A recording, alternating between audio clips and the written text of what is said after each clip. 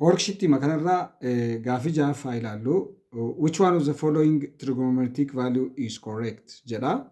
Gaafiin kuni trigonometric value kennamee kan sirrii ta'e isa kamii jedha. A irra kan jiru A irra kan jiru tan jedha. Tan minus 120 degree meeqa which is equals to tan function is odd function. Negative kan ala baasuu dandeenya. Tan 120 degree. Tan 120 degree. 120 degree lies in which quadrant? Second quadrant. Second quadrant keessatti immoo tan theta is negative. Kanaafiyyuu negative tan reference angle in second quadrant 180 minus 120 degree.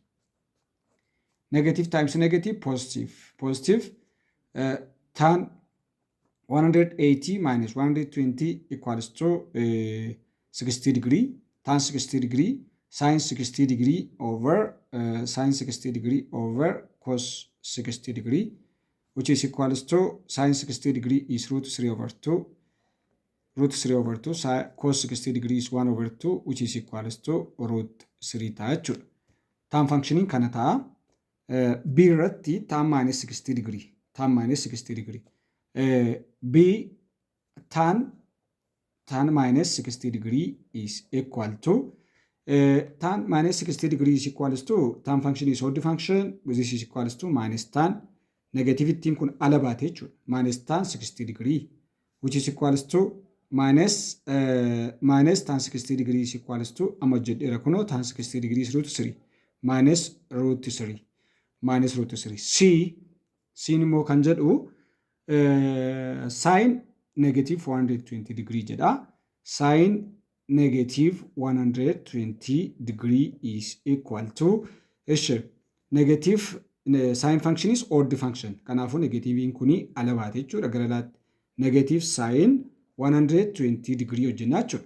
Which is equals to negative 120 is in second quadrant. In second quadrant sin function is positive. Sin function is positive. Kanaafiyyuu reference angle in second quadrant 180 minus 120 degree. Therefore, sin 180 degree minus 120 degree, which is equals to minus sin 60 degree, which is equals to minus sin 60 degree jechuun immoo root 3 over 2 ta'a jechuudha. Kunooti. D says D immoo kan naa kenname cos negative 120 degree. Negative cos 120 degree. Cos negative 120 degree jedha, which is equals to cosine function is odd function. Odd function idha. Cosine function in. Kanaafiyyuu negativiin kuni keessaa badaa jechuudha. 120 degree. Cos 120 degree. 120 degree is lies in second quadrant. Quadrant lamaffaa keessa oola dhibbaaf 20 kuni. In second quadrant, cosine is negative. Therefore, this is equals to negative cos reference angle second quadrant 180 minus 120 degree, which is equals to negative cos 60 degree. Negative cos 60 degree is negative 1 over 2. Negative 1 over 2 means minus 0.5. Tachu. Kanaafiyyuu value kenname yeroo compare goonu tan negative 120 equals to minus 1 jedhee lakkii tan negative 120 degree is equals to root 3 dha kan naa dhufe. Root 3 dhufa. Birra kan jiru immoo tan negative 60 root 3 over 2 dha. Danarraa deebiinsa tan negative 60 degree is root 3 over 2 dha. Birra immoo kan naaf dhufe naa fi tan negative 60 degree is equals to negative root 3 dha kan naa dhufe malee negative root 3 over 2 miti jechuudha. Asirraa kun root 3 over 2 miti kan naa dhufe negative root 3 dha. Okay.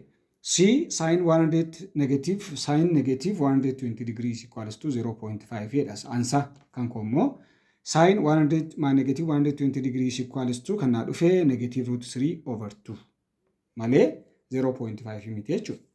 Dirra kan jiru cos negative 120 degrees equals to negative 0.5 jedha. Dirra kan jiru kan cos negative 120 degrees equals to negative 0.5 dhufa. Kanaafiyyuu D kana wajjiniin maachii wal godhaa jechuudha. Wal fakkaata D kana wajjiniin. So the answer is on choice D dha jechuudha. Kanaafiyyuu isteeppii kanaan hojjettanii deebii bira ga'uu dandeessu. Keessumaa yeroo kana hojjettanii dhimma negatiivii as keessatti kennamuuti. Dhimma as keessatti negatiiviin kennamu dhimma odd functionii fi even functionii wajjin kan wal qabatudha. Trigonometric functionii ja'an keessaa oddiin eenyudha, eveniin eenyudha isa jedhuu fi eveniin kozaayiniif seekiidha. Eveniin kozaayiniif seekiidha. Kana jechuun negatiiva as keessatti kenname kana of keessaa gatu jechuudha. Hin gatu. Hin balleessu jechaadha as keessaa balleessu. Warri oddii ta'an garuu kunoon agartuu warri oddii gara fuulduraatti ba'a. Negatiiviin as keessatti kenname gara fuulduraatti ba'a jechuudha. Propertii kanaan hojjechuu dandeessu.